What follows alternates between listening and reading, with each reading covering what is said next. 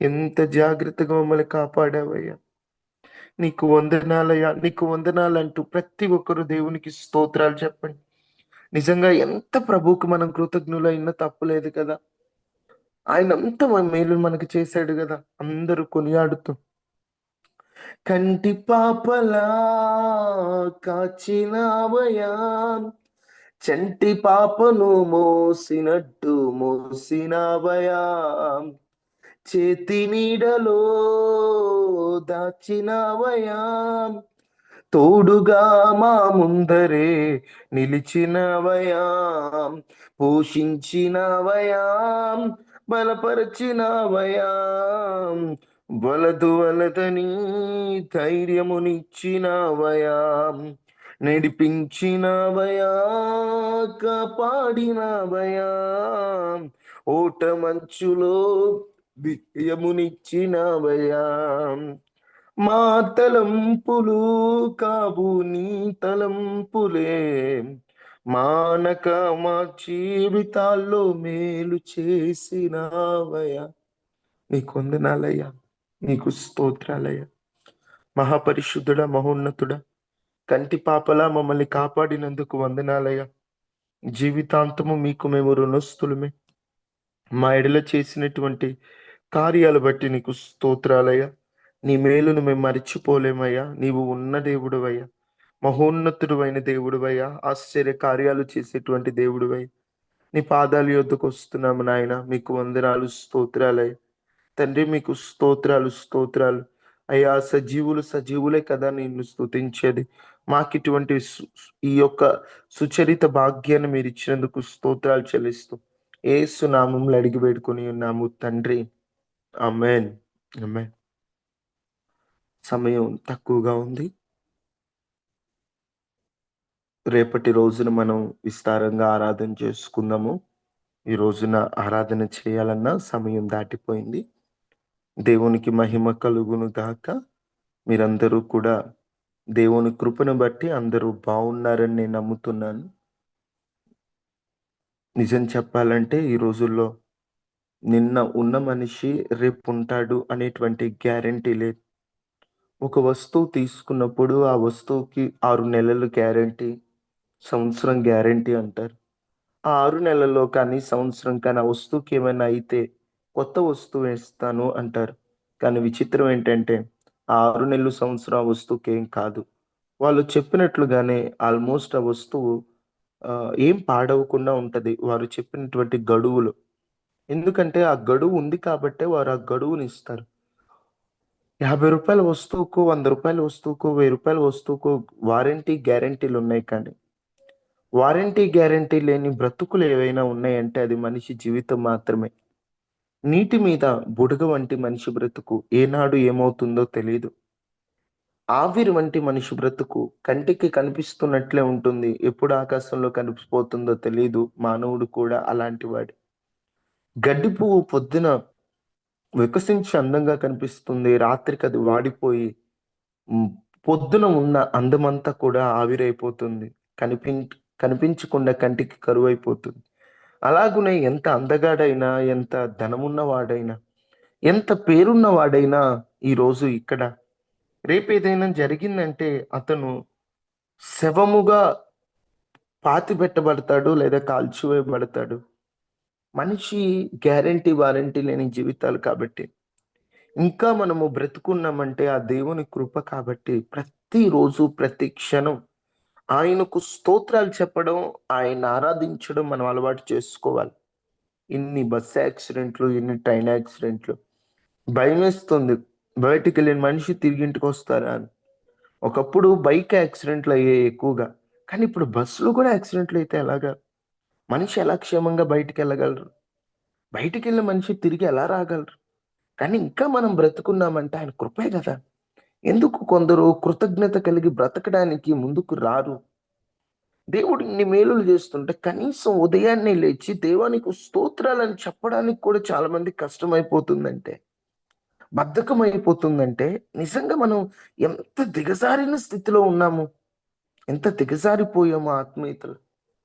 పట్టుమని 10 నిమిషాలు ప్రార్థన చేయటం రావట్లేదు మనకి. దేవుడు ఎంత మేలు చేస్తున్నాడు మనకి. ఇంకా దేవుడు మనల్ని ఎందుకు బ్రతికిస్తున్నాడో అర్థమవుతుందా? మన మంచితనము లేదా మన గొప్పతనము కాదు. దేవుడు ఇంకా బ్రతికించడానికి ఒక కారణం ఏంటంటే ఇప్పటికైనా ఫలిస్తామని. ఇప్పటికైనా మనలో మార్పొస్తుందని. ఇప్పటికైనా మనం సరిగ్గా బ్రతుకుతామని దేవుడు ఒక అవకాశం ఇస్తున్నాడు మనకి. ద్రాక్ష తోట మధ్యలో అంజూరపు చెట్టు ఉన్నదట. ఫలాలేమీ లేవు. వేసింది ద్రాక్ష చెట్ల మధ్య. వాటి పోషకాలు అంది అది ఫలిస్తుందని వాటి మధ్యలో ఇస్తాయి. ఫలాలు లేవు. నరికి వేద్దాం అనుకున్నప్పుడు ఒకటే అన్నాడు తోటమాలి. ఇంకొక సంవత్సరం చూద్దాం. ఈ సంవత్సరమైన కాపు కాయకుండా పోద్దా? ఈ సంవత్సరమైన ఫలాలు ఇవ్వకుండా ఉంటదా? ఈ 2025 నవంబర్ నెలలోకి మనం వచ్చామంటే బహుశా ఆ కారణం ద్వారానే దేవుడు మనల్ని సజీవులుగా ఉంచాడేమో. ఇంకా కొన్ని మార్పులు నీలో రావాలని నువ్వైనా నేనైనా గడిచిన కాలంలో జరిగిన కొన్ని ప్రమాదాలను బట్టి ఎప్పుడో చచ్చి కూర్చునే వాళ్ళం. చచ్చి సమాధిలో కలిసిపోయే వాళ్ళం. కానీ ఇంకా ఎందుకు బ్రతికించాడు? నీలో ఇంకా ఏదైనా మార్పు వస్తుందని దేవుడు నిన్ను బ్రతికించాడేమో. నువ్వు ఇంకా ఏమైనా మార్చుకుంటావని దేవుడు నిన్ను బ్రతికించాడేమో. కానీ నువ్వేం చేస్తున్నావు? యథావిధి తథా జీవితం లాగా అదే బద్ధకం, అదే సోమరితనం, అదే అపవిత్రత, అదే నోటి దుడుసు, అదే పాప జీవితం, అదే లోక బ్రతుకులు నువ్వు ఉన్నావంటే ఇక దేవుడు నీకిచ్చిన ఆయుష్కి ఉపయోగం ఏముంది? సంవత్సరం రోజులు చూస్తాడు, లేదా దేవుడు గడువు పెట్టిన నాళ్ళు చూస్తాడు. ఇంక వీడు మారేటట్లేదంటే మాత్రం తీసేసుకుంటాడు. ఆయన తీసుకుంటే ఇక ఎక్కడికి వెళ్తాం?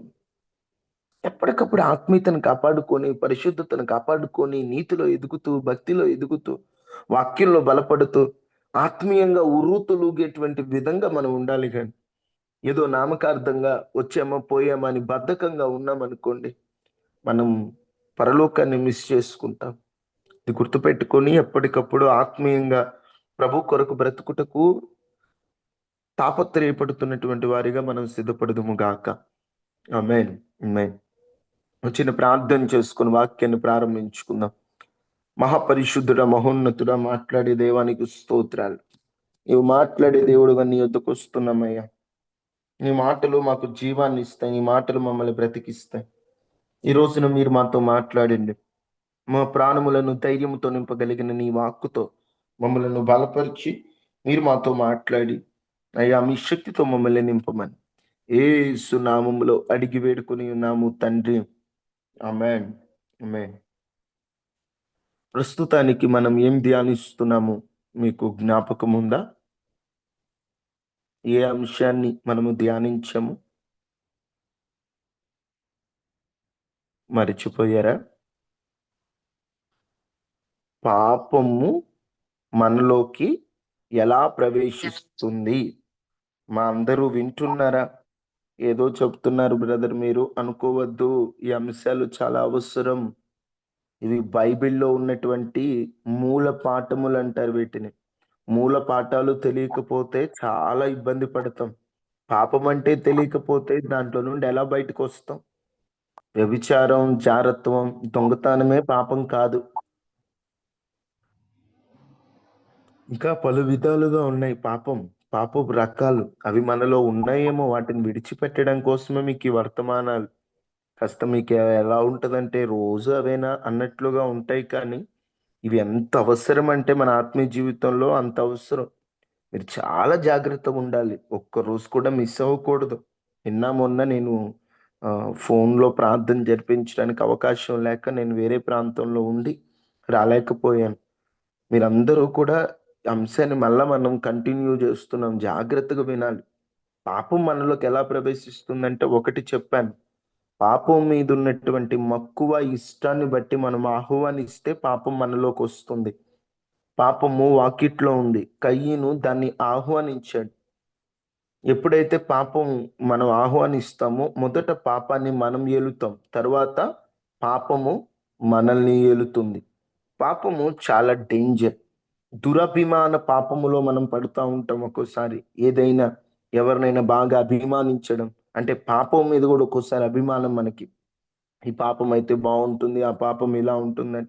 పాపంలో ఆనందాన్ని ఎతుక్కున్న వారిగా మనం ఉన్నామంటే, పాపం వలన ఎప్పుడైనా మనకు నష్టమే కలుగుతుంది. ఎలా ప్రవేశిస్తుందో మొదటి పాయింట్‌లో ఇవన్నీ చెప్పాను. పాపం ఆదాము ద్వారా ఆరంభమైందని ఈ విషయాలని మీకు చెప్పాను. రెండో మాట గుర్తుపెట్టుకోండి. రెండో మాట. పాపము ఓ మనిషిలోకి ఎలా వస్తుంది? ప్రతి ఒక్కరు కూడా ఆ మాట చదవండి. ఒక్క నిమిషం.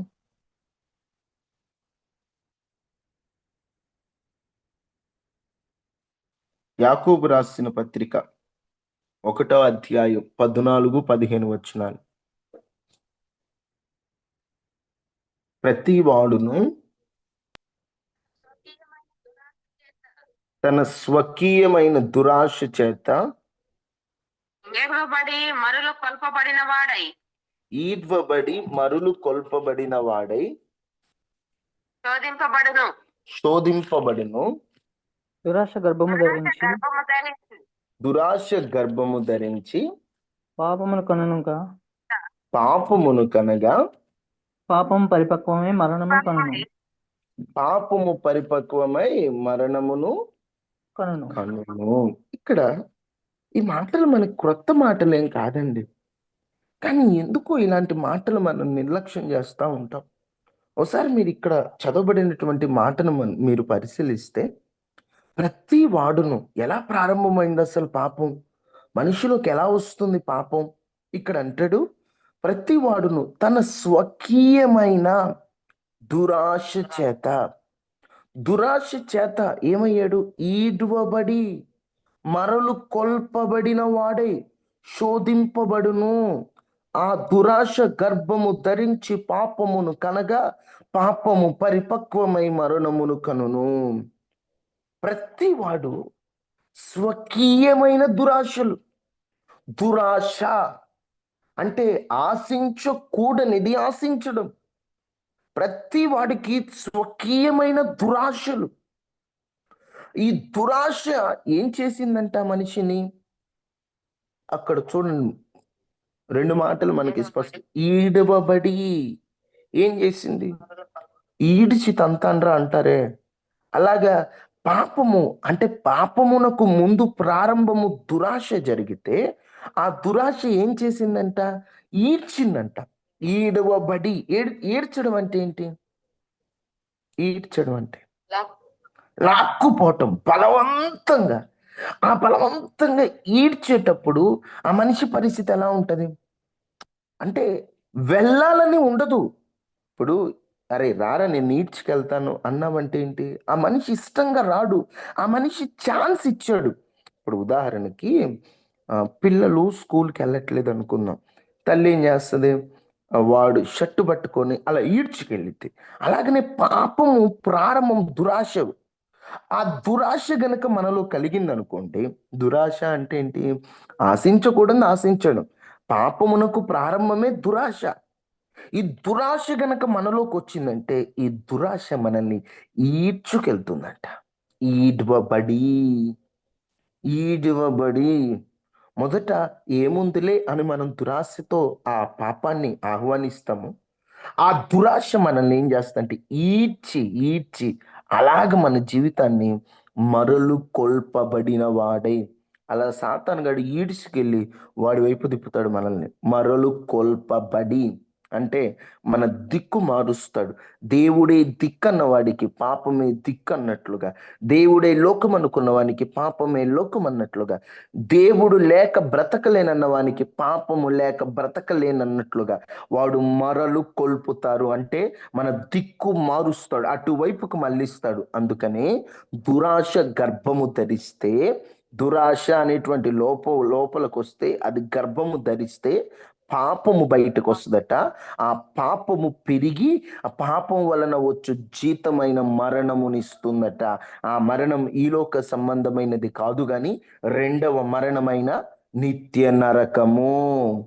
అంటే పాపం ఒక మనిషిలోకి ఎక్కడి నుండి ప్రారంభమైంది? దురాశ. ఈ దురాశ వలనే పాపపు ఆరంభము. దురాశ. మనిషికి ఎన్నో ఆశలు ఉంటాయి, ఎన్నో ఆశలు. ఈ ఆశ అధికమైన ఈ ఆశ అనవసరమైనదైన ఈ ఆశలు నిన్ను ఆత్మీయత నుండి మళ్ళిస్తాయి. ఉదాహరణకి పనికిరాని ఆశలు ఉంటాయండి, కొన్ని పనికిరాని ఆశలు. ప్రార్థనకు వస్తూనే ఉంటావు, పిచ్చి పిచ్చి ఆశలన్నీ. ఆశను నిగ్రహించుకునేటువంటి దానిలో గనక మనం ఫెయిల్ అయిపోయామంటే దురాశ మనలో ప్రారంభమవుతుంది. అవ్వమ్మ దగ్గరికి వెళ్ళి డైరెక్ట్గా సాతాను వాడు పండు తినమని అనలా. ఏమన్నాడు? ఇది తింటే మీరు దేవతలైపోతారు. ఇది నిజమా? ఇది తింటే మీరు దేవత. ఇప్పుడు అవ్వకి ఏం కలిగింది మనసులో? ఆశ కలిగింది. ఏ ఆశ కలిగింది? దురాశ. వాస్తవంగా వారు ఎవరు పోలికలో ఉన్నారు? దేవుని పోలికలో ఉండి, ఇక దేవునికి ఒక మాటలో చెప్పాలంటే కీర్తనలో రాయబడి ఉంటుంది, మీరు దైవములు అని రాయబడి ఉంటుంది. అంటే ఇక వీళ్ళు ఎలా అంటే దేవుడిలానే ఉండేటువంటి వారు. దేవుడి తర్వాత దేవుని పోలికలో ఉండేటువంటి వీరు ఇప్పుడు ఎవరి పోలిక కావాలని కోరుకున్నారు? ఇప్పుడు ఏం చెప్పింది అపవాది? దేవతల్లాగా ఉండాలనుకున్నాడు. అంటే ఇప్పుడు దేవుని పోలికనిస్తే అది వద్దు అని ఎవరిలా ఉండవనుకున్నారు? దేవతల్లాగా ఉండాలి. ఇప్పుడు ఆశ ఏం చేసింది? పనికిరాని ఆశ ఏం చేసింది వాళ్ళని? పాపానికి ప్రారంభంగా లోకానికి పాపం తీసుకురావడానికి అక్కడే ఆరంభం మొదలైంది కదా. ఈరోజు ఈ మాటలు వింటున్నా నీ జీవితంలో కూడా పాపం నీలోకి నాలోకి ఎలా ప్రవేశిస్తుందంటే దురాశ. ఎన్ని ఆశలు మనకి రోజుకి కలుగుతూ ఉంటాయి. ఆశలు లేనివాడు ఎవడో ఉండడు. ఆశలు ఉంటాయి, కానీ ఆశ ఎలా ఉంది? వేటికి సంబంధించి ఆశపడుతున్నాను? పనికిరాని ఆశలా? పాపమునకు తీసుకెళ్లే ఆశలా? ఈరోజు ఎటువంటి దురాశలతో నువ్వు ఉన్నావు? దురాశ గర్భము ధరించి పాపమును కనుక, దురాశ లోపలికి వస్తేనే పాపం బయటకు వస్తుంది. ఈరోజు నీలో ఎటువంటి దురాశలు ఉన్నాయి? పనికిరాని ఆశలండి. ఒక ఆత్మీయుడికి అలా నువ్వు ఉండొచ్చా? మీరు చెప్పండి. దురాశ ఎంత డేంజరో కదా. బైబిల్లో ఉన్నటువంటి భక్తులని పిలువబడిన వారు కూడా పాపులుగా మారడానికి కారణం దురాశ కాదా? ఏది ఆశిస్తే అది చేయాలా? సంసోను ఒక ఆమెను ఆశించాడు. తల్లిదండ్రులకి వెళ్ళి చెప్పాడు, నేను ఆమెను పెళ్లి చేసుకుంటానని. బాబు వద్దు నాయనా, ఆమె మనకి సంబంధించిన వాళ్ళు కాదు, వాళ్ళు ఇజ్రాయేలీలు కాదు, వారు ఫిలిస్తీన్లు, వారితో మనకి బియ్యం ఎందుకు, వద్దురా అంటే ఆశ. కంట్రోల్ ఇంక ఉండదు. కంట్రోల్ లేకపోవడం వల్ల ఏమైంది? కాదు, నాకు ఆ అమ్మాయి కావాలని ఒప్పించి మరీ గోల చేసి మరి పెళ్లి చేసుకుంటే చివరికి ఏం చేసిందో తెలుసా? చిన్న విషయంలో గొడవ వచ్చిందండి. గొడవ అయితే ఊరికే అలిగి అట్ట వెళ్ళాడు. వచ్చేసరికి ఫ్రెండ్నే పెళ్లి చేసుకొని భర్తను వదిలేసింది. ఆశపడ్డాడు. ఆమె వదిలేసినటువంటి ఆ డిప్రెషన్లోనే వేశ్యగా పిలువబడిన డెలీలా దగ్గరికి వెళ్ళాడు ఈయన. డెలీలా దగ్గరికి వెళ్ళి ఆ డెలీలాతో తన జీవితాన్ని గడుపుతూ చివరికి తన భవిష్యత్ అంతా నాశనం చేసుకొని గుడ్డోడైపోయి ఏం చేయాలో అర్థం కాక అక్కడే పడి చనిపోయాడు. సంసోను జీవిత నాశనమునకు కారణం దురాశ కాదంటారా? పాపము సంసోనులో ప్రవేశించడానికి కారణం దురాశ కాదా? అతడు ఆశించకపోతే అంత జరిగేదా చెప్పండి? అతడు ఆశించబట్టే కదా.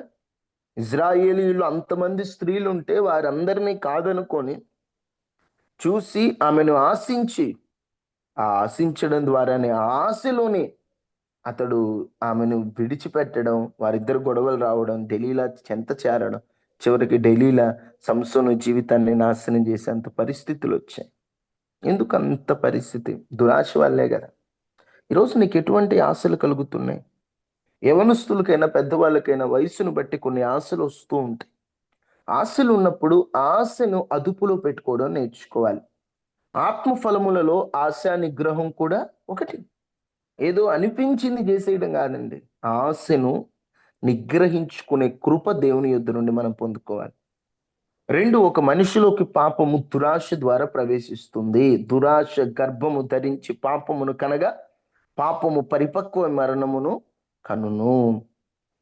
రెండవ మరణం అంటే ఇక్కడ నిత్య నరకం. అందుకని దురాశ విషయంలో చాలా జాగ్రత్తగా ఉందాం. మూడో మాట కూడా మనం చూద్దాం. మూడో మాట రోమిలకు రాసిన పత్రిక 6:12. ఒక మనిషిలోకి పాపము ఎలా ప్రవేశిస్తుంది? మొదటి, దాని మీద ఉన్న మక్కువతో ఆహ్వానిస్తే ప్రవేశిస్తుంది. 2, దురాశ కలిగి ఉంటే పాపం ప్రవేశిస్తుంది. 3, రోమా 6:12. కాబట్టి శరీర దురాశలకు లోబడినట్లుగా చావునకు లోనైన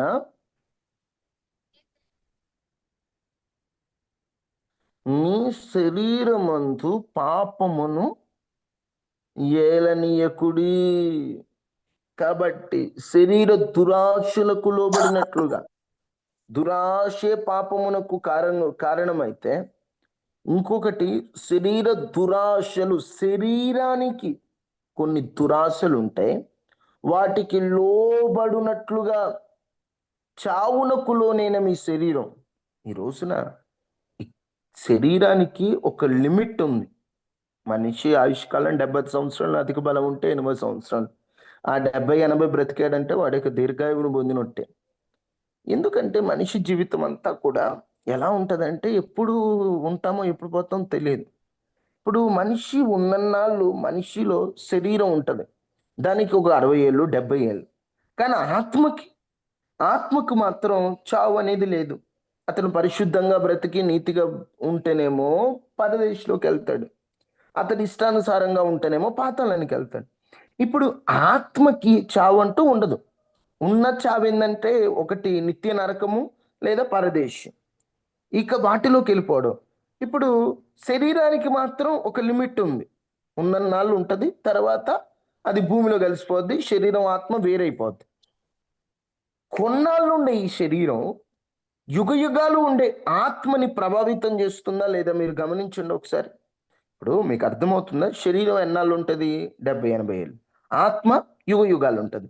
ఇప్పుడు యుగ యుగాలు ఉండే ఆత్మను ఎక్కడికి వెళ్ళాలో నిర్ణయించేది శరీరమా కాదా? అర్థమవుతున్నాయి తల్లిన మాటలు? శరీరమా కాదా? ఇప్పుడు ఆత్మ యుగ యుగాలు ఉంటుంది, శరీరం కొన్నాళ్ళు ఉంటుంది. ఇప్పుడు శరీరాన్ని బట్టి ఆత్మను పాడు చేసుకోవచ్చా? చేసుకోకూడదు. ఇప్పుడు ఆత్మ యుగ యుగాలు ఉంటుంది. ఇప్పుడు పాపం ఒక మనిషిలోకి ఎలా ప్రవేశిస్తుందో తెలుసా? 3, శరీరాన్ని బట్టి. శరీరంలో ఉన్నటువంటి ప్రతి అవయవం కూడా సాతాను సాధనముగా మార్చుకుందాం అనుకుంటాడు. అందుకనే 13లో ఉంటది, మరియు మీ అవయవాలను, ఏమిటి అవయవాలు? ముఖ్యంగా జ్ఞానేంద్రియాలు. ఏమిటా జ్ఞాన ఇంద్రియాలు? కన్ను, చెవి, నాలుక, చర్మం, ముక్కు, ఇవి మొత్తం 5 జ్ఞానేంద్రియాలు అంటారు. కాబట్టి మీ అవయవములను, జ్ఞానేంద్రియాలను దుర్నీతి సాధనములుగా, సాతాను చేతిలో ఆయుధాలుగా, వీటిని వాడనివద్దు. పాపమునకు అప్పగింపకుడి. పాపానికి అప్పగించావా? సాతాను వాడుకునే ఆయుధాలు నీ అవయవాలే. అయితే మృతుల్లో నుండి సజీవులు అనుకొని మిమ్మల్ని మీరే దేవునికి అప్పగించుకొనుడి. అవయవాలను నీతికి ఆయుధాలుగా చేసుకోండి, పాపానికి కాదు. శరీరాన్ని బట్టే పాపం మనలో ప్రవేశిస్తుంది. శరీరంలో కొన్ని దుర్నీతి సాధనాలు ఉన్నాయి, అవయవాలు. మరి ముఖ్యంగా కన్ను ఏం చేస్తుందంటే పాపమును నీలోకి లోపలికి వెళ్ళేటట్లుగా కన్ను కారణమవుతుంది. ఈ కంటితో చేసేటువంటి పాపం చాలా డేంజర్ అండి, చాలా డేంజర్. అందుకే దేహమునకు దీపము కన్నే గనుక, నీ కన్ను తేటగా ఉండిన ఎడల నీ దేహమంతయు వెలుగుమయమై ఉంటుంది. నీ కన్ను చెడినదైతే, నీ కన్ను పాడైపోయిందైతే నీ దేహం అంతా పాడైపోతుంది. పాపం నీలోకైనా నాలోకైనా ఎలా ప్రవేశిస్తుందంటే శరీరము ద్వారా, ఆ శరీరపు యొక్క ఆయుధాలు ఏంటి? కన్ను మొదటిది. కన్ను. కన్ను గురించి ఎంత చెప్పినా తక్కువే. ఎంత డేంజర్ అని. ఈ రోజున ఏం చూస్తున్నావు తల్లి? ఏం చూస్తున్నారు బ్రదర్? ఫోన్ ఉంది గదా! ఎవరు చూడట్లేదు గదా! అని మనకు నచ్చినట్లు మనం చూసుకుంటూ పోతే, మనలోకి పాపం రాకుండా ఇంకేమొస్తుంది చెప్పండి? ఒక మనిషి లోపలికి పాపం వెళ్ళడానికి ఆ ఆయుధాలే, ఆ ద్వారాలే కన్ను గదా! వాటిని ఎందుకు జాగ్రత్త కాపాడుకోలేకపోతున్నాం? యోబు భక్తుడు అన్ని శ్రమల్లో గూడా ఆయన ఏమంటున్నాడో తెలుసా? నేను నా కన్నులతో నిబంధన చేసుకుంటుని, కన్యకని నేను ఎలాగూ చూస్తానంటున్నాడు. అంటే అంత పరిస్థితుల్లో ఉండి కూడా కన్నును కాపాడుకున్నాడు. ఈరోజు చిన్న సమస్య వస్తే నేను ఎంత నీతిగా ఉంటున్నా, నాకు కష్టాలు వస్తున్నాయి. నేను ఇంత నీతిగా ఉంటున్నా, మాకు అన్ని బాధలే. మేము ఎంత నీతిగా ఉంటున్నా, మాకే ఎక్కువ శ్రమలు. అందుకే మేము నీతిగా ఉండట్లేదు. అందుకే మేము యథార్థంగా ఉండట్లేదు. అందుకే మేము దేవుళ్ళో ఉండట్లేదు. కొంతమంది ఈ మాటలు ఎక్కువ మాట్లాడుతుంటారు. నేనంటాను, ఏదో సమస్య వచ్చిందని, ఏదో ఇబ్బందులు వచ్చాయని, ఏదో నష్టం వచ్చిందని నీ నిబంధనను మర్చిపోతావా? పాపంలోకి వెళ్ళిపోతావా? ఈరోజు భూమి మీద వచ్చేటువంటి చిన్న సమస్యలకు భయపడి నువ్వు గనక పాపంలోకి వెళ్తే యుగ యుగాలు నిత్య నరకంలో అల్లాడాల్సిందే కదా. అందుకని కన్ను జాగ్రత్త, చెవులు జాగ్రత్త, నోరు జాగ్రత్త. ఏం మాట్లాడుతున్నారో, ఏం చేస్తున్నామో ఒకసారి దృష్టిలో పెట్టుకోండి. ఈరోజు ప్రార్థనకు వస్తూనే ఉంటారు, ప్రార్థనలో ఉంటూనే ఉంటారు. తేడా వచ్చిందంటే, అంటే ఏదన్నా చిన్న మనస్పర్ధలు వచ్చినట్టు బూతులు మాట్లాడేస్తుంటారు. ప్రార్థనకు వస్తున్నటువంటి నీ నోట బూతులు ఎందుకు రావాలి? బూతు మాట ఎందుకు రావాలి? మాటల్లో బూతులు అలవాటు కొంతమందికి. వాడు దొంగలించాడని అని చెప్పబోయి బూతు మాట ఆడేస్తారు. అలవాటైపోయిన బ్రదర్ అంటే, అలవాటైపోయిన ప్రభు ఒప్పుకుంటాడా? ఎంత పరిశుద్ధంగా ఉండాలి మనం? ఎంత నీతిని కాపాడుకోవాలి మనం? నోరు జారకూడదు. ఒకటి, పాపం మనలోకి శరీర అవయవాల ద్వారా ప్రవేశిస్తుంది. ఎంత జాగ్రత్తగా ప్రతి అవయవం కాపాడుకోవాలి. ప్రతి అవయవం, నీ శరీరంలో ఏ అవయవం ద్వారా పాపం నీలో ప్రవేశిస్తుందో అది అదుపులో పెట్టుకోవాలి. శరీరం పాపానికి బాగా అలవాటుగా ఉంటుంది. ఏం చెప్పాలంటే, మనం అన్ని చుట్టుపక్కల ఉన్న పాపాలని జయించగలం కానీ మన శరీరాన్ని జయించలేం. అందుకే శరీరమును జయిస్తేనే, శరీర దురాశలు గనక మనం లోబడ్డామనుకోండి, చావునకు లోనైన మన శరీరం అందు పాపం ఏలుద్ది. అందుకని పాపం ఏలకుండా ఉండాలంటే మన శరీరాన్ని మనం అదుపులో పెట్టుకోవాలి. 3 మాటలు ప్రాముఖ్యంగా మీతో చెప్పాను. చాలా ఉంటాయి ఇవన్నీ. కానీ షార్ట్ కట్‌లోనే చెప్పేస్తున్నాను మీకు 3. ఒక మనిషిలోకి పాపం ఎలా ప్రవేశిస్తుంది? మొదటిది చెప్పండి. చెప్పాలి. అమ్మా స్వరాలెత్తి చెప్పండమ్మా. ఎందుకు మౌనంగా కళ్ళు ఉంటున్నారు ఈ మధ్య? కళ్ళు ద్వారాగానే ఆ! మనం 3 పాయింట్లు చెప్పాను కదమ్మా! 3 పాయింట్లు మొదటి పాయింట్ ఏంటి? కళ్ళు ఒక దాని వాంఛ దురాశ కలిగిందా? ఒక దాని మీద మనకు ఆశ కలిగినప్పుడు దాన్ని ఆహ్వానిస్తే, మీరు వీటికి ఒక పాయింట్‌లో చెప్పాలంటే పాపం మనలోకి ఎలా ప్రవేశిస్తుందంటే ఆహ్వానించడం ద్వారా, అంటే పాపాన్ని మనం పిలిస్తే పాపం వచ్చేస్తుంది. 2 దురాశ వల్ల. అమ్మా, పాపం మనలోకి ఎలా ప్రవేశిస్తుందమ్మా? అర్థమవుతుంది. దురాశల వల్ల. దురాశ అంటే తెలుసు కదా, ఆశించకూడనిది ఆశించడం, లేదా ఆశించకూడనిది దుష్టుని పద్ధతిలో ఆశించడమే దురాశ. 3, పాపం ఎలా ప్రవేశిస్తుందమ్మా? శరీరం ద్వారా. శరీరం ద్వారా. శరీర అవయవాలను మనం అదుపులో పెట్టుకోవాలి. శరీరాన్ని దాని ఇచ్చలతో సహా మనం సిలువ వేస్తేనే. ఎందుకంటే శరీరానికి ఆత్మకి సంబంధమే లేదు. క్రైస్తవుడు ఆత్మ సంబంధి కాబట్టి శరీర క్రియలన్నిటినీ సిలువ వేయాలి. గుర్తుపెట్టుకోండమ్మా. శరీరాన్ని జాగ్రత్త కాపాడుకుందాము. ఈరోజు త్వరగానే ముగిస్తున్నాను. రేపటి రోజున ఈ అంశాన్ని మనం ఇంకా కంటిన్యూ చేసుకుందాం. అందరూ తలలు వంచండి, కళ్ళు మూసుకుందాం.